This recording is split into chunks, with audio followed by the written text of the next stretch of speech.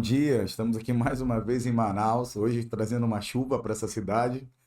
E eu tenho aqui a ilustre presença, Hélio Alexandre, um executor do mercado imobiliário de vanguarda. Eu queria contar um segredo para vocês. Quando eu comecei a minha vida profissional lá atrás, alguns anos atrás, eu me lembro do Hélio assim me olhando, falando, o que que esse garoto está inventando aí, né?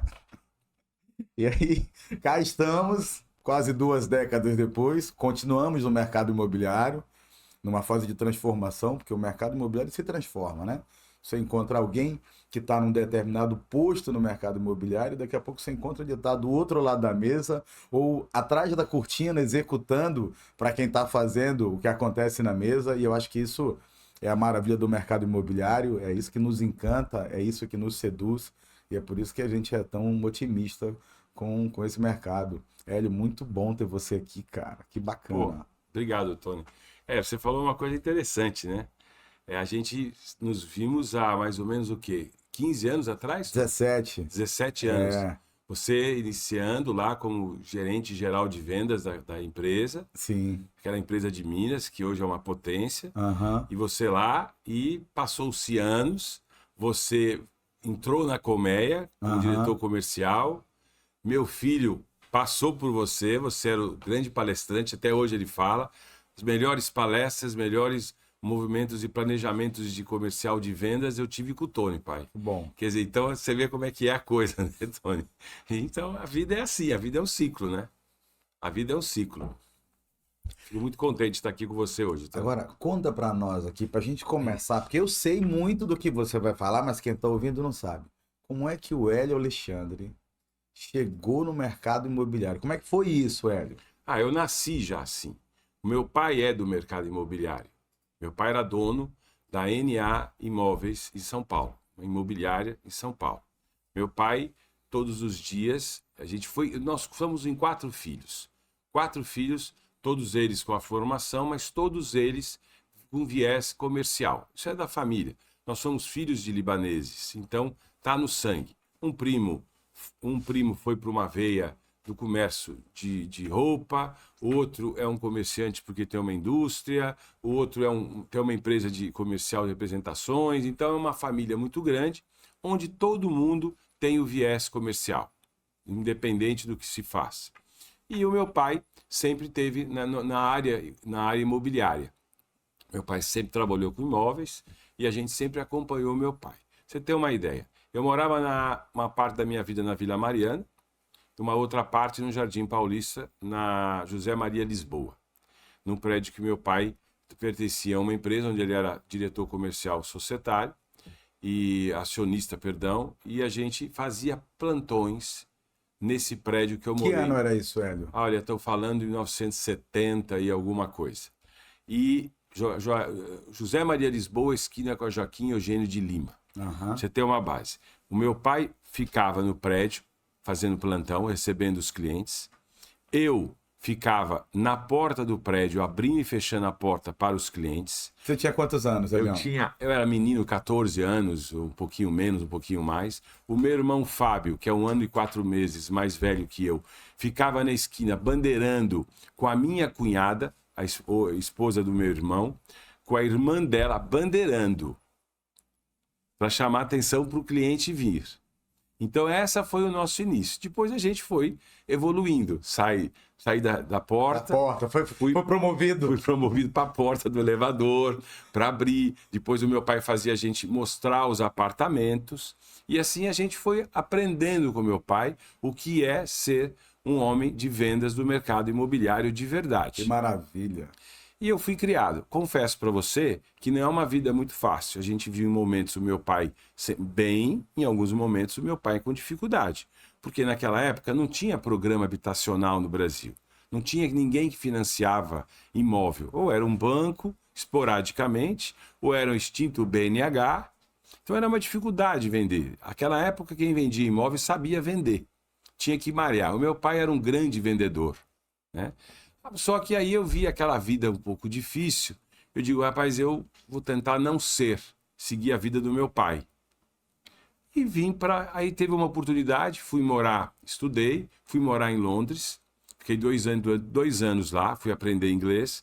Quando eu voltei, eu não queria trabalhar no mercado imobiliário mais. Aí tive uma oportunidade de vir para Manaus, através de um tio nosso, que eu chamo de paizão, que me trouxe para cá para trabalhar numa empresa, chamava-se Conebras, uma corretora de câmbio e valores. No fundo era vender. Eu vendia câmbio para as empresas do Distrito Industrial. E lá fiquei um bom tempo. Depois de um tempo, essa empresa foi vendida para o Grupo Philips, onde eu virei filipino por 1 ano e meio. A Philips vendeu para o Banco Unibanco, eu fui para o Unibanco. Depois eu saí, ingressei no Grupo Abril, onde durante 13 anos eu fui diretor da Abril Video, uma fábrica de fitas cassete. Não entendia nada, mas eu fui contratado, e eles me contrataram, e eu fui implantar esta fábrica. E essa fábrica chegou a ter 500 funcionários, eu fui o diretor-geral. Então eu iniciei nesta fábrica, e depois de alguns anos o grupo perdeu os licenciamentos da Disney e da Fox, e a fábrica se fechou. E eu saí antes dela fechar para aproveitar o pacotão que me foi oferecido. E eu disse, o que eu vou fazer? Vou ficar no distrito? Vou encontrar um novo trabalho, diretor de alguma fábrica? Eu teve algumas oportunidades, mas aí um amigo meu, chamado Lírio Parisotto, falou assim, olha, toca a tua vida, você conhece demais imóvel em Manaus. Eu falei, então vou fazer. E eu montei a Nova Casa Imóveis, Foi quando eu em te conheci. 1997, lá no Amazonas Flat, numa daquelas lojas, e comecei a me dedicar a fazer locação e venda de galpões industriais, porque é o que eu conhecia profundamente. E confesso que eu me dei muito bem, ganhei muito dinheiro, tinha muita porta aberta. Eu pertencia ao Centro das Indústrias, eu fui diretor junto com o Cristóvão Marques Pinto, então tinha muito relacionamento com a Suframa. Isso ajuda a gente a trabalhar, porque eu não só vendia, eu alugava, eu ia buscar o cliente. Eu ia para a Suframa, via a pauta, e da pauta eu via, tem essa aqui, eu vou atrás. E com isso veio, com a ajuda de alguns grandes economistas, que sempre foram parceiros meus, eu parceiro deles, e a gente trouxe a Harley Davidson, através do Attila Dennis, que foi um grande parceiro meu, eu trouxe a Harley Davidson, eu trouxe a Copius, eu trouxe várias fábricas, da Dafra, eu trouxe várias fábricas de distintos trabalhos para Manaus. E a gente começou. Por quê? Porque eu sabia que piso que ele queria, que pé direito que ele queria, porque o vocabulário era o meu. Sim. Teu Qual a subestação, métier o gerador, não tem, fábrica assim, fábrica assim. Então a gente começou a desenvolver. E com isso a gente sempre foi criando grande relacionamento com as pessoas. Trouxe o seu Kaczynski, famoso Kaczynski, trouxe o Nelson da Skin Cariol. Quer dizer, então foi assim, foi a vida. Isso antes de efetivamente viver do mercado imobiliário. Antes de montar a nova... Não, já era nova casa, mas dedicada à área industrial. Depois a industrial começou a ter muita gente atuando. Eu falei, quer saber uma coisa? Está na hora de fazer lançamento imobiliário. Aí começou um manifesto de algumas empresas a fazerem lançamentos. Nessa época que a Coméia chegou aqui. A Coméia estava aqui já. A Coméia fez. 24 de maio, quando a gente fez o Rio Negro Center. Eu tive uma sala no Rio Negro Center. Lá atrás. Sabe que muita gente do Amazonas não tem ideia daquele prédio. Mas você sabe que uma coisa que me chama a atenção para o Rio Negro Center? Você não vê ar-condicionado. Porque isso foi a primeira a fazer o patamar técnico do ar-condicionado split. Se você chegar em qualquer prédio do centro, você vai ver aquela coleção de caixas de ar-condicionado. Você chega no Rio Negro Center, naquela época, a gente já pensava numa arquitetura duradoura, e esse prédio para mim é um marco, porque ele tem um mix de loja que nunca fecha. Isso o prédio funciona até hoje. É hoje. Tá lá. E eu acho que é o melhor prédio que a gente tem no centro da cidade, dos antigos hoje. Eu tinha uma sala número 509.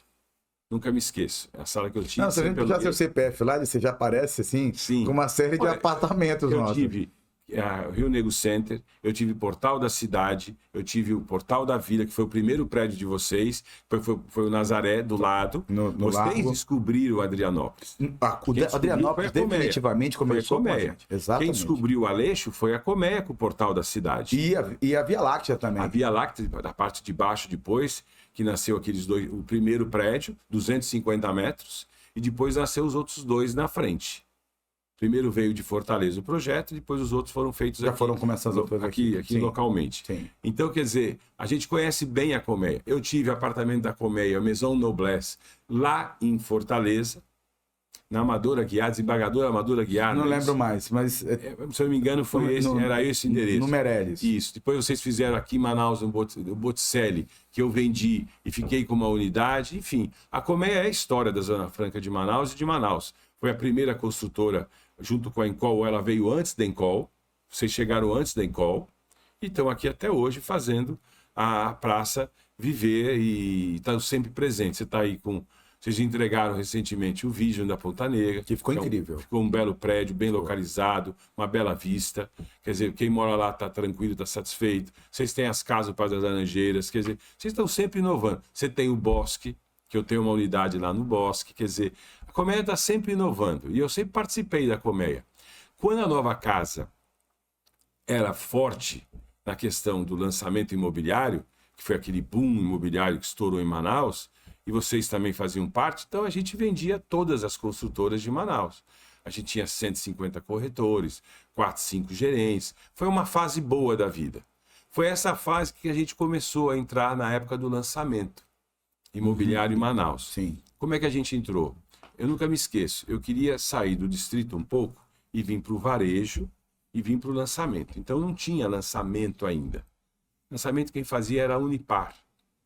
Ela tinha um domínio total da cidade. E na época muito no Vieira Alves, né? Vieira Alves, depois ela foi para a Ponta Negra, depois ela voltou via Milênio. E ainda foi um pouquinho para o Parque da Laranjeira, se não me engano. Foi, Moradas do Parque. Isso. Depois você também encontrou a Ingeco, né? A Ingeco sempre muito presente. A Ingeco foi a primeira para a Ponta Negra, junto com o Aruba. Ele fez o Barão e o Castelli. Depois, o Aruba foi o primeiro e ele foi o segundo com o Barão. E depois foi o Castelli, né? Aí depois o pessoal subiu. Então, quer dizer, eu fiz parte de todas essas histórias. Eu tive o prazer de trabalhar para todas essas construtoras e não só trabalhar vendendo, como também levando produtos, levando terreno, desenvolvendo produtos, ideias, e assim foi. Mas eu tenho uma coisa importante, Tony. Eu fui o primeiro a fazer front light em Manaus, nos prédios, e falava, vamos fazer o lançamento do stand de venda, stand bonito. Eu ia para São Paulo, eu não criei nada, eu só copiei. Eu ia para São Paulo, tirava fotos, trazia de gente, vamos fazer assim, dá certo. E assim a coisa foi dando. O marketing do panfleto de rua, de panfletar, com as pessoas com a camiseta, enfim, tudo isso a gente foi fazendo, bandeirando, a gente foi criando, para criar novidades. Então eu fiz parte dessa história toda. Até que chegou uma hora também que o mercado de lançamento ficou muito forte, veio alguns problemas. Porque na época também, além de você, veio o Gregório, veio para cá com muito know-how de São Paulo, né? Somou muito. O Gregório somou muito, ele trouxe uma novidade. A gente fez algumas coisas juntos. O Gregório é uma pessoa que somou muito para esse mercado imobiliário, para essa área do marketing imobiliário. Ele era muito bom. Ele era muito bom e a gente veio muito de encontro. Ele veio. Eu já estava fazendo um pouco isso, sem essa agressividade que ele tinha, que era muito boa. Aí ele veio e tornou isso. Ele também era muito próximo do Parisotto, né? Não, o Gregório não. O Gregório, ele tem dois Parisottos. Tem o Parisotto da Vidiolá, que é o dono da Vidiolá, e o Parisotto que era dono daquela Impar, aquela construtora de São Paulo. Pois é, da Impar que eu estou falando. Ele era muito próximo do Parisotto da Impar, não era? Que hoje não existe mais, já mudou até o nome, a empresa, ela acabou. Mas foi uma empresa em São Paulo histórica também. Sim. Então, quer dizer, essa foi a nossa vida. Né? E a vida, no mercado imobiliário, você tem que se reinventar todos os dias. Sempre. Por isso que nós estamos aqui em cadeiras completamente diferentes, dentro do mesmo segmento, contribuindo com alguma coisa. Só te fazer uma parte aqui, senhores. O bom da gente estar no mercado imobiliário e ter tido, e aí foi eu agradeço muito. Eu tive, ao longo da minha vida profissional, a oportunidade de ter professores como Hélio, como o Gregório, como outras pessoas que passaram em áreas que eram de marketing, de desenvolvimento de produto, de gestão de negócios. E não tem como a gente trabalhar tantos anos com pessoas que sabem tanto e a gente não usar da inteligência de vocês e não sugar de vocês alguma coisa porque a gente traga para nós. E isso eu falo porque eu já te vi como vendedor, já te vi como incorporador, já te vi como negociador e agora te vejo numa atividade completamente diferente que é levando o faixa 1 e o faixa 2 acontecer, né? Você está aqui entre Manaus e Brasília o tempo inteiro para desenvolver produto e fazer com que a cidade se alavanque. É isso que você tem feito hoje? Depois de algum tempo, a gente viu que a gente tem vontade, às vezes, de encolher as coisas, diminuir. Não é que eu quis diminuir. O mercado imobiliário, ele mudou, né? Radicalmente, você sabe disso muito mais do que eu hoje, indiscutivelmente. O mercado imobiliário hoje, ele tem muitas houses. Sim. As empresas tiveram que montar. Você lembra que eu participei do começo disso, né? A primeira que montou em Manaus. Foi e vocês montaram a house por uma necessidade ilógica. Você tinha muito produto, você tinha que dar vazão aos seus produtos, você tinha que vender, você tinha que cumprir meta, porque você tinha um banco chamado Caixa Econômica, que era o seu banco de fomento, que só podia te dar dinheiro, te repassar se você vendesse. E as coisas imobiliárias, por mais que ela quisesse, ela não te dava dedicação total. Aí criaram-se as houses. E eu acho que a houses, na minha opinião, foi a grande mudança do mercado imobiliário. Não só para as consultoras, como também para as imobiliárias. Você vê que no Brasil hoje, a gente não vê mais aquele imenso volume de imobiliárias de lançamento. Você vê a Lopes, firme e forte, porque aquilo é uma potência. A Brasil Broker já não é mais a mesma coisa que era, mas ainda existe. Você vê a Fernandes Mera em São Paulo. Que começou toda a história, né? Começou toda. O senhor Fernandes Mera era um craque, é um homem maravilhoso. Fazia um lançamento em 2 dias, né? De sexta a domingo, e fechava a porta com contrato assinado e reconhecido. Só que ele ficou especializado em médio alto, sempre. Ele nunca foi a maior imobiliária de São Paulo, mas sempre foi um homem que teve sempre uma consideração muito grande pelos consultores, porque fazia muito bem o médio alto. A Coelho Fonseca e outras mais que apareceram. Mas a House veio não só para ensinar as imobiliárias como tem que fazer, como também ela veio para suprir as próprias demandas internas. Então você tem House, todas as grandes empresas têm House hoje, não tem como não ter. Para dar saída aos produtos que lança, porque o corretor ele precisa de ter o que vender. Se ele não tiver o que vender, ele vai mudar, ele vai sair daquele pedaço e vai para outro. Faz parte da vida. É o processo, o mercado. Tem que levar o dinheiro para casa, não tem jeito. Não. Tem filho na escola, eu costumo dizer. Então as imobiliárias que conseguiram acompanhar foram bem. As que não conseguiram, elas tiveram que ir para outro mercado. Ficar forte no varejo e também trabalhar um pouco de lançamento da classe média alta. Porque o varejo da House é um varejo do Minha Casa Minha Vida. Que é o quê? É crédito, é papel, é análise, é velocidade, é rapidez. E isso a House faz muito bem. É isso aí. Eu costumo falar para todo mundo, quando eu estou dando treinamento, analogia, do que é um lançamento de mercado imobiliário. Eu falei, gente, vocês já sentaram no avião? O piloto fala assim, ó, a partir desse momento, todas as luzes serão apagadas. Eu peço que vocês desliguem todos os aparelhos eletrônicos, que nós vamos dar potência máxima, ele vai lá e acelera tudo, Hélio. E tira o pé do freio e o avião vai na melhor velocidade possível, fazendo toda a força. Quando chega em cima, que é na velocidade de cruzeiro, ele... Tum, as luzes acendem. Agora, esse lançamento é House, é empresa de imobiliária, é de lançamento, de marketing. Todo o processo unido, porque é para a gente vender 30% do produto nos primeiros 3 meses. Isso aconteceu, o produto viabilizou, agora nós vamos em velocidade de cruzeiro. Isso. Então, para lançar, você tem que ter um exército. Um exército. Um exército. Um exército, e esta é o grande instrumento do exército. Sim, hoje o poder tá... Eu me lembro que quando eu comecei, você tocou no assunto, a gente não sabia onde ia ter informação. Agora o cliente chega conosco, ele sabe mais do que eu, Hélio. Porque ele pesquisa o produto dele na jornada de compra hoje, dá uns 15 meses. São 15 meses que ele procura efetivamente, objetivamente, aquele produto. Então ele sabe de todas as campanhas, sabe de tudo. Tudo. Agora, através do telefone. Isso aqui é um grande instrumento de venda.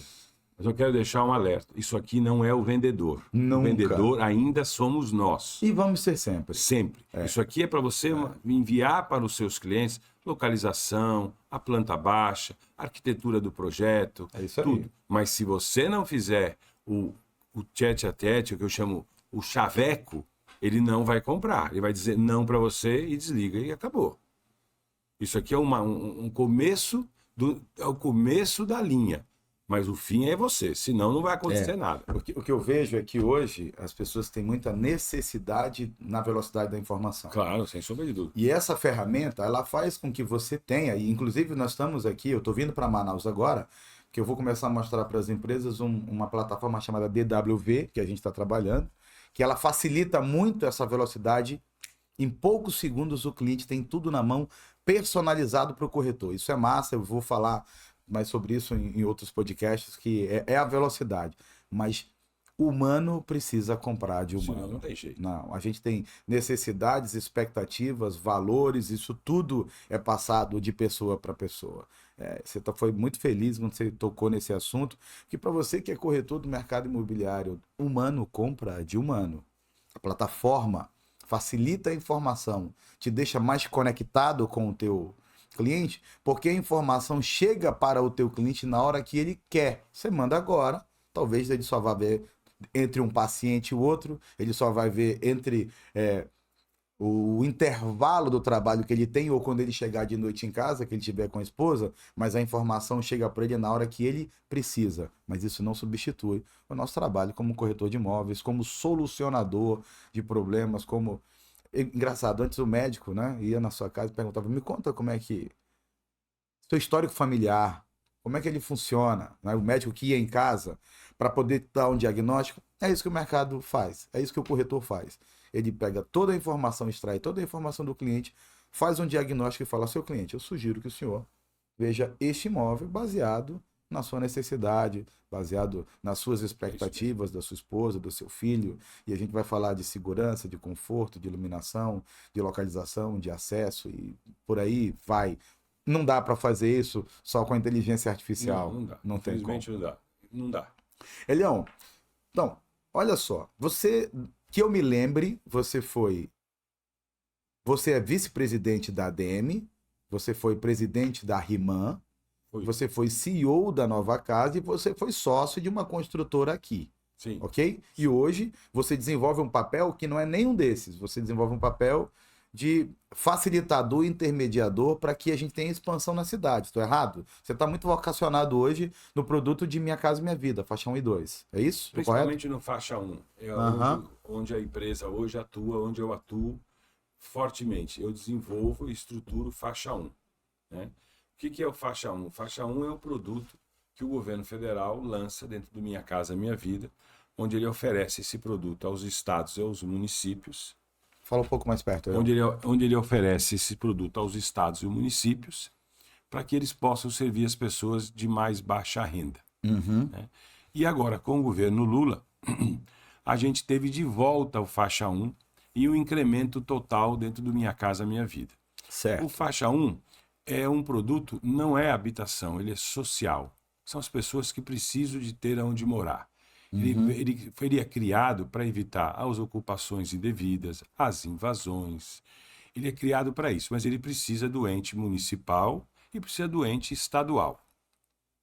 Quando, mais ou menos em 2011, 2012, veio aquela crise imobiliária, eu tratei de recolher e, novamente, agora preciso encontrar um nicho de mercado. E esse nicho eu encontrei dentro do faixa 1. Foi quando o Arthur Neto assumiu a prefeitura de Manaus, que eu levei para ele. Foi, prefeito, a gente vai ter que fazer uns projetos habitacionais. Inclusive falou de você esses dias aí, né? O Arthur estava fazendo um agradecimento grande. Isso, o Arthur é uma pessoa querida. Eu costumo dizer que foi o prefeito da habitação, indiscutivelmente. Ele começou esse processo da habitação. Então, o que ele fez? Ele me deu a oportunidade, foi prefeito, a gente precisa desenvolver projetos sociais de habitação. Ele falou, então você vai me ajudar. E a gente já tinha uma vontade, uma tendência, e ele me deu essa oportunidade e eu comecei aí. Como é que eu comecei? Primeiro ver o terreno, tinha um aval dele, ia para Brasília e ia buscar o recurso do Ministério das Cidades. E o dinheiro, eu trazia o recurso e depois a gente executava o projeto. Foi assim que a gente fez. Fiz isso com ele em 4 projetos, depois eu fiz um com o governo do estado, depois eu fui para Porto Velho, depois eu fui a São Luís do Maranhão, e a gente foi, e já está se passando mais de 10 anos que eu foquei nesse tipo de segmento dentro do mercado, que é o mercado que eu atuo. E eu quero te dizer que de tudo que eu fiz no mercado foi tudo maravilhoso, mas literalmente eu me encontrei nisso. Eu não sei o porquê, mas eu me encontrei dentro do Minha Casa Minha Vida do Faixa 1. Eu gosto de desenvolver esse tipo de produto. Eu gosto. Eu gosto de estar com o ente público, eu gosto de estar. Não é só desenvolver o lado do capital, do ganho, não. Existe o lado social, então a gente tem que participar, ver as deficiências que vêm de lá para cá, que a gente pode suprir, de que forma. Eu consegui entender o projeto. Porque ele não é um projeto de casa, ele é um projeto social. E eu acho que eu me identifiquei com isso. E ao me identificar, a gente acaba fazendo a coisa mais, digamos, bem feita. E eu costumo fazer. E eu tive uma oportunidade agora, através da ADEME e através da cidade de Manaus e do Amazonas, que a gente teve a medida provisória do Minha Casa Minha Vida. Agora, logo que o Lula entrou, ele decretou a nova Minha Casa Minha Vida. E a gente teve a chance de ter o senador Eduardo Braga como o presidente da medida provisória da MP. E ele convidou a ADEME, e eu, através do convite que foi feito à ADEME, ao Henrique, que é o presidente, e a mim, eu tive a chance de estar presente. E eu confesso para você que foi um dos melhores momentos da minha vida, porque eu fiquei junto do projeto. Eu vivi o projeto, eu ouvi tudo que tinha que ser ouvido, de todas as classes, de todos os problemas que ocorrem, que eu testemunhei, que eu vivi e pude passar para frente, e outras pessoas também a mesma coisa. Então eu fiz parte, pequena parte, através da ADEME do Amazonas, através do senador que nos convidou, eu tive o prazer de representar a construção civil. Quando eu falar representar a construção Isso foi civil, quando? foi agora, recentemente, foi decretado agora em junho, né, que saiu a medida provisória, e nós tivemos presente. Então, como a ADEME é uma instituição muito forte, perante a CEBIC em Brasília, o Secov de São Paulo, então todo mundo veio, a gente se uniu, discutimos a pauta, todo mundo junto, e eu fiquei muito feliz por esse momento. E quem me deu esse momento foi a ADEME do Amazonas, como vice-presidente, o Henrique foi um grande parceiro como presidente, e a gente tocou isso aí juntos, e foi uma grande satisfação para mim. Foi um dos momentos mais, assim, gloriosos. Eu pude falar de retrofit no centro, pudemos falar do que a importância de reviver o centro das cidades, para não deixar as cracolândias invadirem, que a gente tem que pegar os prédios públicos e tornar retrofit. Eu pude falar dos problemas que os faixa 1 que são feitos e realizados, o que acontece 4, 5 anos depois, porque não tem manutenção, não tem conservação. Pudemos falar um pouco da escolha do social, das pessoas que têm que ir para lá. Então a gente conseguiu incrementar muita coisa. A gente ouviu muita coisa boa e a gente também incrementou muita coisa boa. Então foi muito bom isso. Discutimos o regime tributário desses produtos, tanto do faixa 1 como do faixa 2. A classe trouxe uma camada de reivindicações, a classe da construção civil a nível Brasil. A gente colocou na mesa para o senador, ele analisou, ele é um homem muito inteligente. Ele olhou, viu, estudou, perguntou, pesquisou, até chegar às conclusões. Então eu acho que foi um projeto, uma medida provisória do Minha Casa Minha Vida, do governo Lula, desse agora, é um projeto que vai ficar, é um programa habitacional que na minha reputação, eu acho que cada 30 meses ele tem que passar por uma revisão, ser atualizado, como um código de obras. E eu acho, Hélio, você está falando aí, me veio vários insights aqui, porque você vai falando e eu vou associando a momentos em que eu já tive, ou talvez a uma viagem que a gente foi, ou uma reunião. E essa história da expansão do Minha Casa Minha Vida, eu tenho visto um plano aqui do governo, inclusive atual, Maravilhoso. que é pegar uma área de um bairro que já existe e fazer ali uma concentração maior de pessoas para ter uma oferta maior de serviço, para a gente poder ter mais saneamento próximo desse lugar e a gente ocupar o que já existe. E essa proposta foi muito parecida, como a gente conversou um pouco antes, com o Haddad, né? Que Sim. foi muito criticado lá atrás. Ele falou, não, nós temos que fazer o seguinte, a pessoa tem que ter acesso, ela tem que ter serviço perto de casa, porque ela anda menos de carro. E mobilidade urbana é um tema veemente em qualquer simpósio de arquitetura. Então a gente não precisa talvez criar o metrô, porque as pessoas podem ter supermercado, podem ter drogaria. Quando a gente foi lançar um produto aqui em Manaus há um tempo atrás, que falaram em Mix Used, isso eu estou falando de 14 anos, eu falava, gente, que palavra que é essa? Daí eu me lembro que Porto Madeiro, na Argentina, tinha passado por uma intervenção incrível. E eu não entendi o que é. Aí eu sentei na praça, pus um pano. Aí eu falava, quer dizer que esse cidadão, ele desce daqui e trabalha a 2 quadras daqui, porque também tem como ele trabalhar aqui, as pessoas vieram, e ele lava a roupa aqui embaixo, ele compra medicamento, ele almoça, o filho dele estuda, e era tudo num raio de 2 quilômetros da casa dele. E eu tô te falando tudo isso porque falta, né, velho? Cachoeirinha é um bairro incrível. Cadê um prédio para Cachoeirinha? Tem, eu não sei o porquê. Existe o código de obra lá. Exato. Pode fazer. Tem ruas que são fantásticas, com cante Tudo extremamente bons, mas ninguém vai para lá. Eu queria saber o porquê. Esse é um desafio que até hoje eu me pergunto. Por que ninguém vai? Quem chegou mais próximo foi a capital, que lançou o Life Parque 10. Lá na Monsenhor Armon. A antiga Rua Belém, né? Rua Belém, isso. Rua Belém, Ah. pronto. Chegou o mais próximo e foi um sucesso imediato de venda. Depois de lá, eu não vi mais ninguém lançar. Eu acredito muito nesse bairro, Eu sabe? também acredito. Praça 14 de Janeiro, um outro bairro que com facilidade você consegue... Gente, quando a gente consegue verticalizar a coisa, a gente pega uma área muito grande de pessoas, concentra aqui, sobra espaço para você fazer uma praça, sobra espaço para você fazer serviço, para você fazer escola, para você fazer um posto de saúde. E as pessoas começam a ter acesso a um raio de ação mais curto, menos vaga de garagem, menos tudo. Olha, quando o Haddad fez o plano Código de Obra de São Paulo, quando ele foi prefeito, mas ele foi questionado assim profundamente. Sim, é sempre assim. Eu nunca. O novo sempre não, bate na frente de um caminhão desgovernado. Porque ele era PT, porque é pensamento petista, aquelas coisas. Tudo bem. Eu nunca me esqueço. Eu fui para São Paulo uma época daquela, aquele buzu todo lá, aquela conversa toda, e eu estava com uma pessoa que é do mercado imobiliário, e eu falei, e esse código, que loucura. Eu falei, rapaz, esse código vai resolver um problema sério de São Paulo, que é carro. Não vai acabar, mas vai diminuir o pior a vir pela frente. E pode escrever, vai se repetir no Brasil inteiro. Eu acredito que é uma solução. E aconteceu. O Brasil todo está copiando o Código de Obra de São Paulo. Se não é copiar o código, mas estão copiando o que o código gerou, que foram os projetos de arquitetura dos prédios que estão nascendo em São Paulo.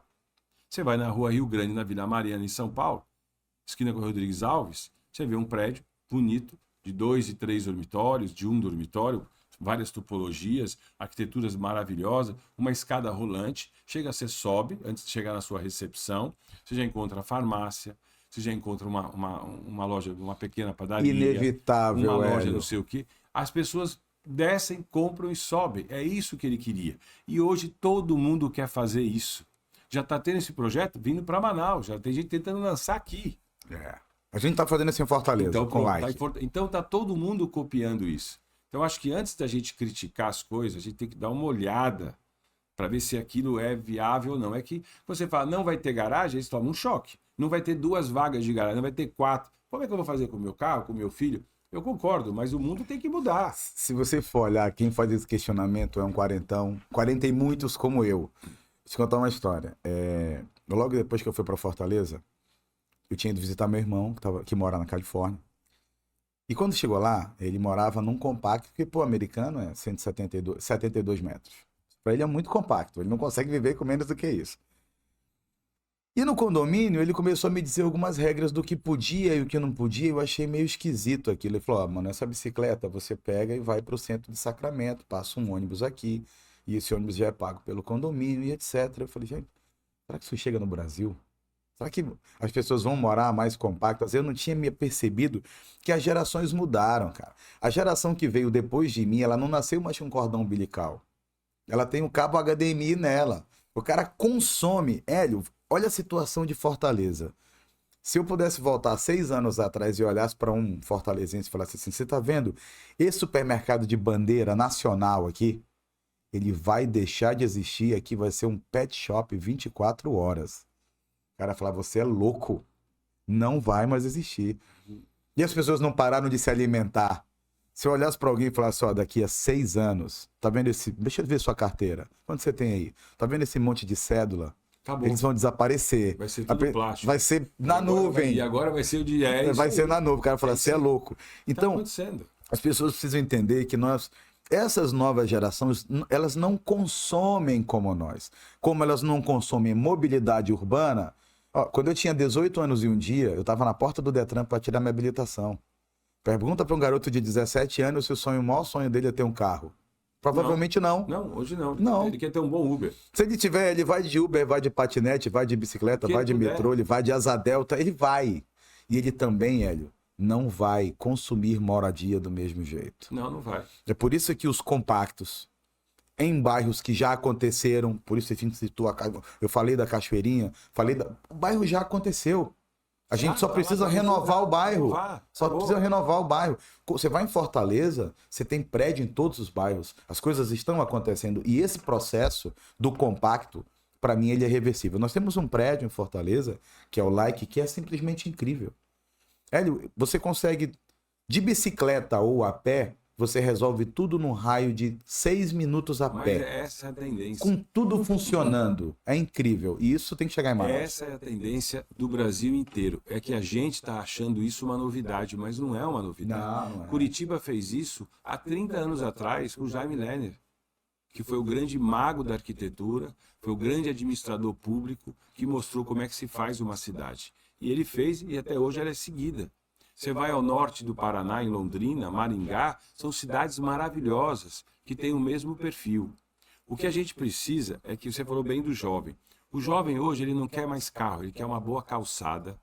Gentileza urbana tem que estar funcionando. Ele quer uma boa calçada, ele quer uma boa rua para poder andar, ele quer o semáforo para poder atravessar, ele quer andar de bicicleta. O jovem hoje, ele não é aquele jovem de, como você colocou, de 20 anos atrás.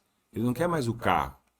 Ele quer ter a mobilidade dele com segurança, em todos os sentidos, não só do assalto, a segurança de poder andar e ter uma calçada. Sim, porque ele pensa muito na acessibilidade. Tudo. Essa geração que veio antes, pouco depois de mim, foi a geração que começou o compartilhamento. É isso aí. Foi a pessoa que começou a falar assim, ó, a opção sexual dele é dele, a cor é dele, você não pode julgar sobre isso.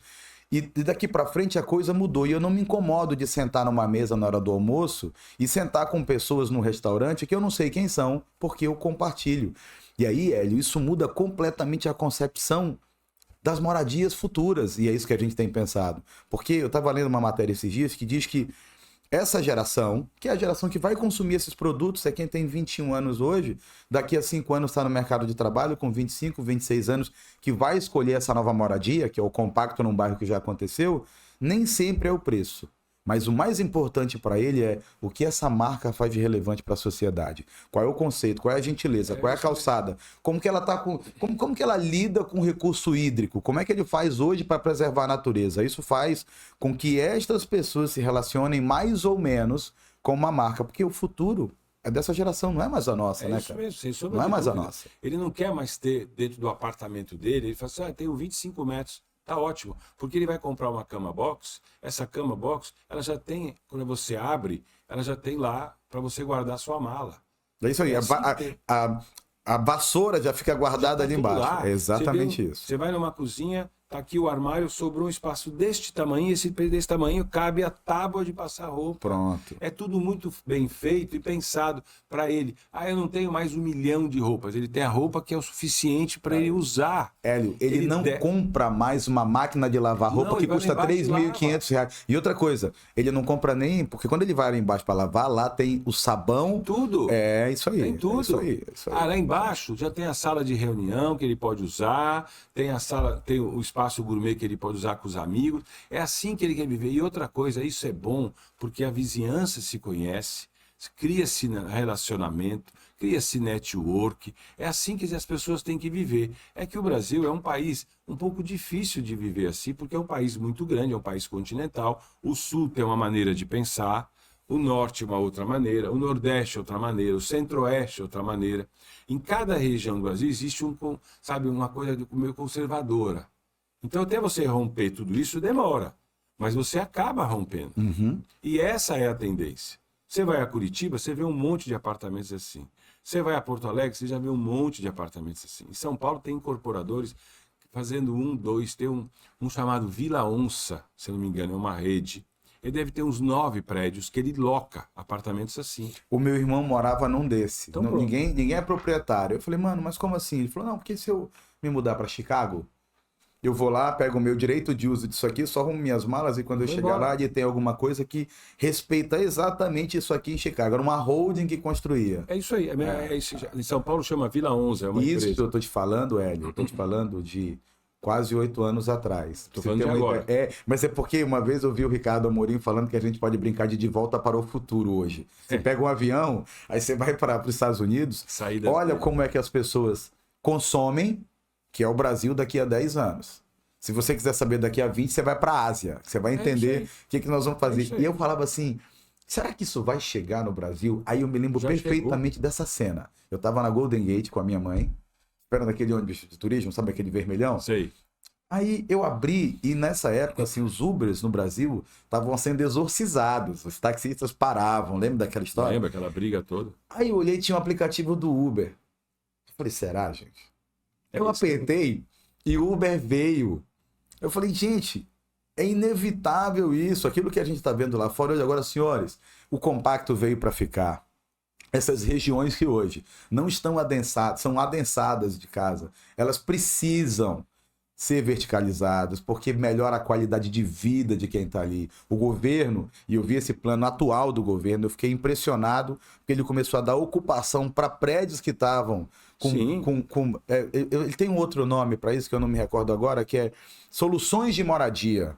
Soluções de São os moradia. retrofits. São soluções São de os moradia. prédios antigos Pega um que prédio vão se antigo, tornar. arruma um E prédio o governo antigo. do estado aqui, eu quero te dizer com certeza, porque eu estava junto, o governador foi 3 vezes a Brasília já reivindicar os prédios antigos da União para que ele possa fazer o retrofit. Inclusive aquele perto lá da 7 de setembro. 7 de setembro. eu vi. Enfim, são vários prédios no centro que Áreas também estão sendo mapeados. áreas que estavam abandonadas. Essa proposta a gente levou para ele, a gente conversou, ele pegou o avião, eu fui junto com ele, ele está reivindicando, está brigando por esses prédios, onde ele vai entrar com uma parte do recurso, a União com uma outra parte, porque ele quer salvar o centro.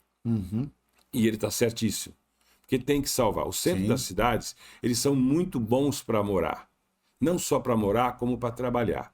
E essa proposta de moradia, retrofit para moradia social, dentro do centro, tem um outro segmento, não é só a moradia, é o social. Em que sentido? Imagine você botar uma pessoa que mora numa situação delicada, leva ela para uma moradia no centro, só que essa senhora ou esse senhor tem 2 filhos que estão crescendo, vão virar adolescentes, meninas, adolescentes, rapazes, e eles precisam trabalhar, eles precisam estudar. O centro tem escola, tem curso técnico, tem SESI, tem SENAI, você concorda? Tem o comércio. CDL. Está perto do porto da cidade. Aí, perto do porto. Tem as lojas lá embaixo que a pessoa pode descer e trabalhar. Então ela vai para o caminho correto da vida. Ela vai começar com a escola do centro. Vai trabalhar lá embaixo como balconista, vai trabalhar como atendente, trabalhar na área de administrativa. Lá ela vai descobrir uma profissão. Tanto ela quanto ele. E os próprios pais também. A mãe pode descer, trabalhar numa loja. Enfim, essa é a vantagem de você reinventar o centro. Porque já está montado. Já aconteceu, o bairro já aconteceu. É como tá a Cachoeirinha, lá. como o São Jorge, como Alvorada. Como Petrópolis, tudo isso. Como Dom Pedro, aquela região toda ali. Dom Pedro é um bairro, na minha opinião, está virando o novo Vieira Alves, em todos os sentidos. É o novo Vieira Alves de Manaus. Tem muito mais hoje a parte comercial do que a parte residencial. Você vê o Parque 10 também, né? O Parque 10... o melhor bairro de Manaus é o Parque 10. Nas pesquisas 10... mostra sempre o melhor bairro. Eu morei lá muitos anos. Então você conhece. Sim, bastante. Então, quer dizer, o que acontece? A gente precisa pensar nisso todo o tempo. Cidades são feitas para serem pensadas pelo poder público e pelo poder privado. Nós temos que ser ouvidos naquilo que tem condições de ser ouvido e o poder público tem que executar num diálogo entre nós, o que é bom ser executado para que possa melhorar não só para nós que estamos nesse momento vivendo, como para o futuro. Os filhos, eu já estou na fase dos netos, então todo mundo tem que usar. Então a gente tem que ter qualidade de vida. Eu estava vendo uma matéria esses dias e muitos manauaras estão comprando apartamentos em São Paulo. Ótimo. É isso mesmo. Não é que está investindo, estão pretendendo morar lá, mas por que está morando lá? Nós temos que fazer essa pergunta. Você está indo embora? Por que você está indo embora? Porque a passagem é cara? Porque a nossa vida não tem mais qualidade? Porque é quente? Não, sempre foi quente. Então não é esse o motivo. Motivos são outros, Quem pode ir embora está indo embora, por algum motivo. Falta de emprego? Não sei, pode ser. Mas principalmente é porque a cidade tem que oferecer um ambiente melhor. Você sabe que uma preocupação nossa sempre foi essa, sabe, Hélio? Quando eu vejo a Comédia desenvolvendo projetos, como é o caso do Vision, que, assim, tudo foi pensado para funcionar e agora a gente tem o Le Jardin, que é o condomínio de casas que a gente viu. Dava para ter enchido de prédio ali. Dava, sabe? não dava? Dava. Mas você botou casa. Exato. Porque a gente foi pensar na melhor iluminação, na melhor ventilação, de estar com a família, no melhor arruamento, na melhor topografia, em uma fachada atemporal que ficasse por mais tempo, na valorização do produto, manter as árvores que já estavam lá, não fazer uma guarita gigante, mas uma guarita que está ali para deixar a selva, para deixar as árvores ficarem mais... Sabe, a gente tem essa preocupação num bairro que já aconteceu, e os outros projetos que a gente tem em Manaus, porque nós temos outros terrenos aqui, e a gente pretende continuar investindo na cidade, isso é ponto para deixar claro, a Comé não foi uma empresa que veio e voltou como outras, nós estamos aqui há quase 4 décadas. Gente. É verdade. Quase 4 décadas. É verdade. E vamos continuar construindo com a mesma serenidade, com a mesma austeridade,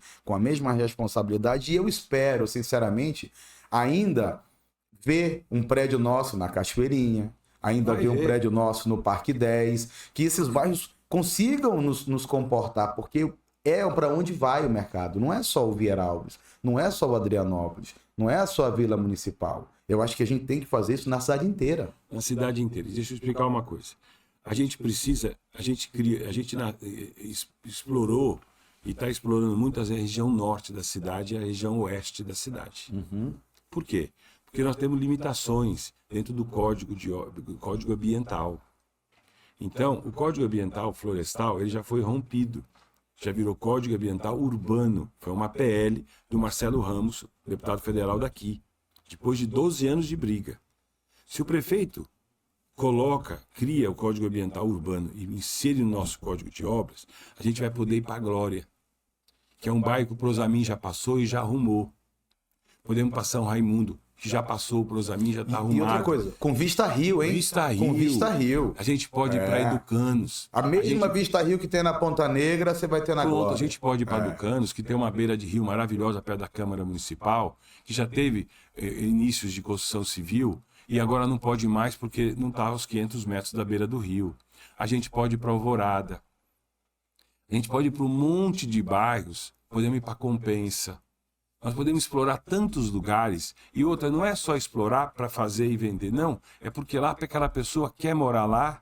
Gosta do bairro, ela tem uma identificação com esse criado bairro. Aqui, Exato. Me casei, mas quero continuar morando perto da minha mãe e do meu pai. Do bairro que faz sentido para mim. Eu vou comprar um apartamento aqui do lado. E estou perto da minha família. É um clamor, né? Ele falou assim, me dá a condição que eu quero morar no bairro que eu amo. Pronto. É isso aí. Por que a gente não pode? Isso aí. Porque tem alguns empecilhos que têm que ser rompidos. Isso cabe ao poder público do município acabar com isso. Tem que crescer a cidade por um todo, para evitar que eu saia da Zona Norte e vou trabalhar na Zona Leste. É isso aí. E é importante você estar tocando nesse tema, porque às vezes a gente vê pessoas que falam assim, mas porque só vai pro fulano, porque só vai pro bairro tal, porque é chique. Não, gente. A gente não faz isso em outros bairros, não é porque a gente não quer, é porque tem entraves que precisam ser a desburocratização da coisa. Porque a gente sabe que quem nasceu no bairro da Glória, quem nasceu na Compensa, quem nasceu na Alvorada, quem nasceu nesses bairros, quer continuar nesses bairros. E outro bairro tem tudo. Tudo, já aconteceu. Tem escola, tem comércio, tem saúde. Já aconteceu. Tem tudo. Exato. Por que eu vou sair de lá? É isso que cria o caos nas cidades. Essa troca de bairros todo o tempo, que é carro em condições... E nós não temos muita mobilidade urbana em Manaus. O lençol freático atrapalha, uma série de coisas. Só tem um ônibus, então é difícil para as pessoas se locomoverem. Então me deixa aqui, que aqui eu faço a minha vida. É isso aí. E o capital vai aumentando, vai crescendo, vai criando um comércio aqui, um comércio... Você imaginava ter uma loja de pet 24 horas em Manaus? Nós temos umas 5 já. Tá assim? Já tá assim, já. É, isso aí. Já temos umas 5 24 Agora, a horas. pergunta é, o que era antes do pet, né, cara? Era uma coisa pequenas boutiques de pet. Tá vendo? Quer dizer, Manaus é uma cidade de 2,5 milhões de habitantes com potencial imenso de exploração. Tudo que você faz aqui, quase tudo dá certo. Porque é uma cidade que se consome. Olha quantas lojas de carro nós temos hoje, uma mais bonita que a outra. Quer dizer, Onde é que está tudo isso? As pessoas estão aqui porque se consome.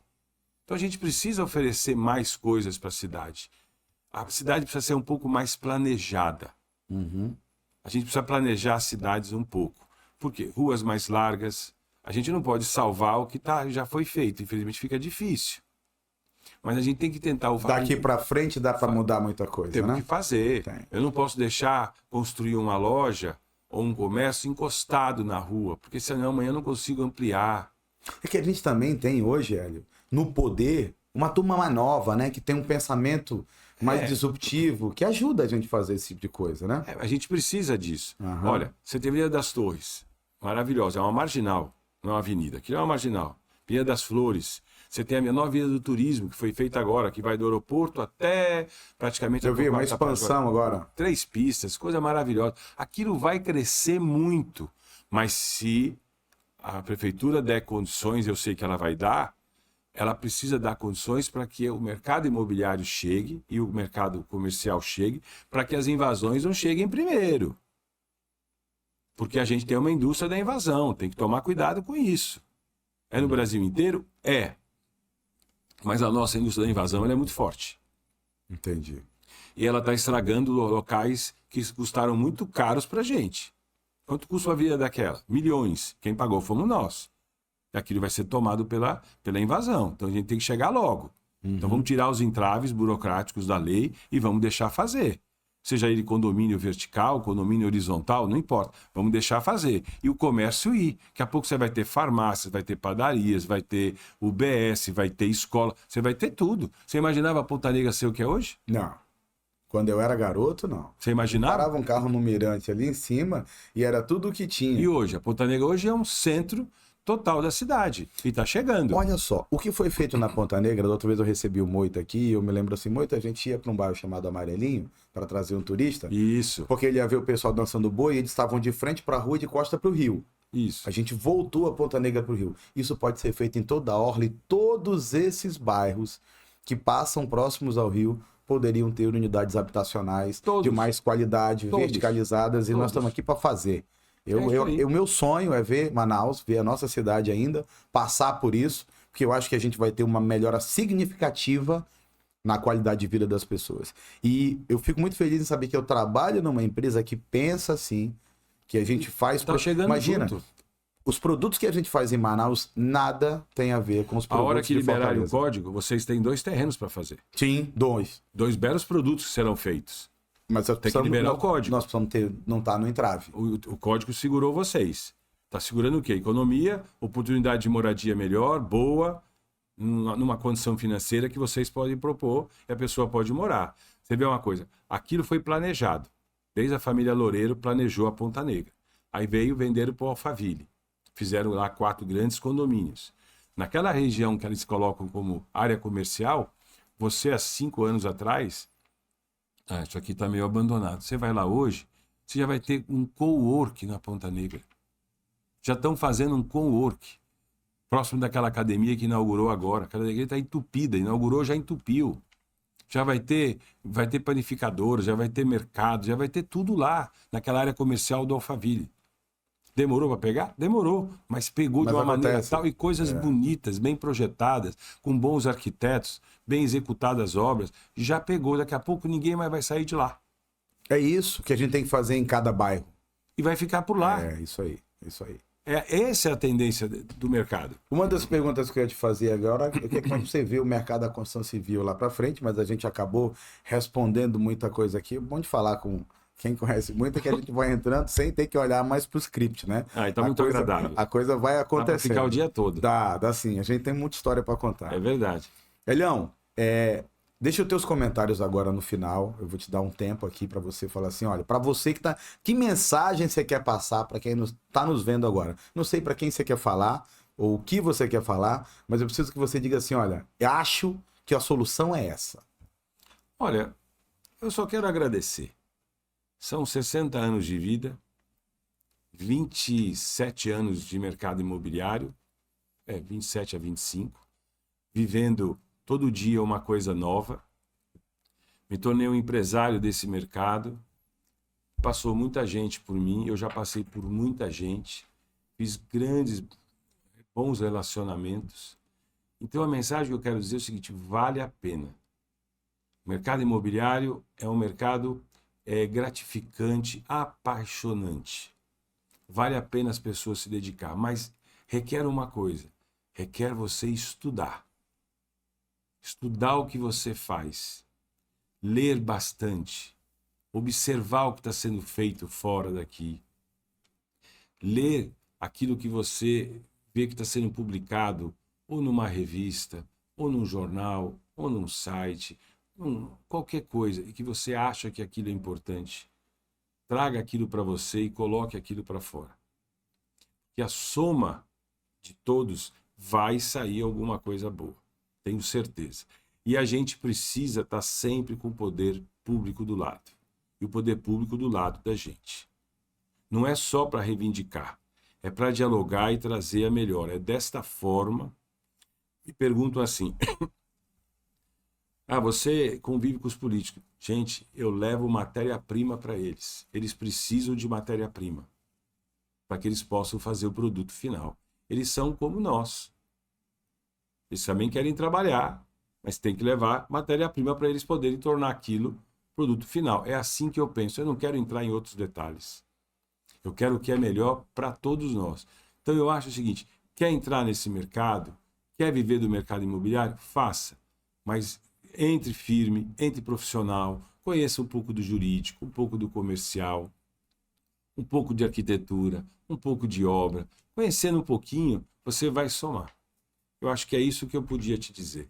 E dizer que eu estou muito contente, que eu estou sentado com você, você está fazendo um podcast maravilhoso. Obrigado. É um podcast que eu posso dizer extremamente didático, trazendo pessoas que estão passando para frente as experiências, levando novidades, contando histórias do passado que são presentes.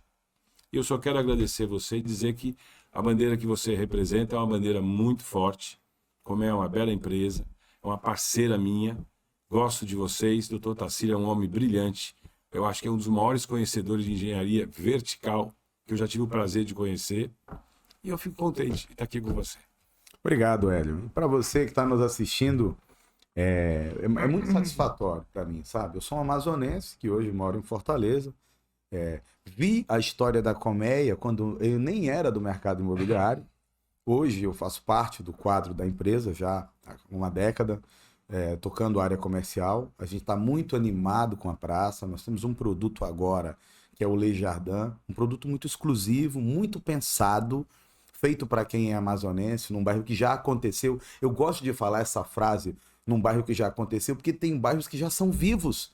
A gente só precisa mudar a roupa desse bairro. Lá era uma hípica. Exato, e o bairro já aconteceu. Já aconteceu. Já aconteceu. Tem 2 condomínios na frente. Lá na frente tem um outro condomínio, Beija-Flor. Tem um centro comercial lá na frente. Tem aquelas casas que o Arruda fez. Já aconteceu. Tem um polo gastronômico gigante. Imenso. Exatamente. Imenso na Newton Lins. Acesso para todos os lugares da cidade. Para todos os lugares. Com facilidade. Ruas novas. Então, eu sou um defensor disso. Então, quando eu vi esse projeto e nós decidimos não adensar, não pôr um monte de prédio, sabe, encher de gente, eu falei, gente, que maravilha, que sensibilidade, como você falou, do Dr. Tarsila. Ele podia ter verticalizado, né? Ele falou, nós vamos horizontalizar.